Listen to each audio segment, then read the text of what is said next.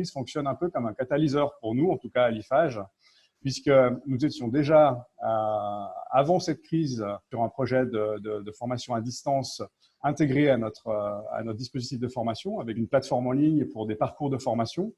Et il faut aussi dire que certaines formations se faisaient déjà en ligne chez nous. Par exemple, le brevet RH, où on a dû s'adapter et puis mettre en place une offre distancielle pour nos élèves.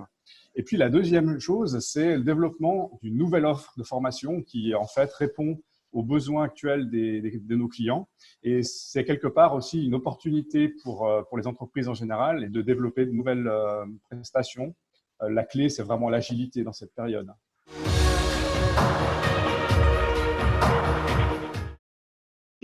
Les avantages sont multiples finalement parce qu'on se rend compte qu'on peut permettre à nos étudiants de continuer leurs cours ou leur formation pendant cette période de confinement. Nous pouvons maintenir le recrutement de nos futurs candidats où les formations commencent en général en août-septembre, voire octobre selon les formations. Ce qui a engendré réellement une grosse masse de travail envers l'ensemble de nos collaborateurs.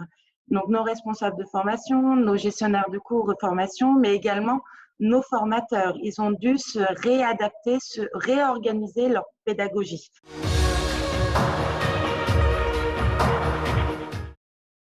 L'approche pédagogique de l'IFAGE ne va pas changer avec cette crise.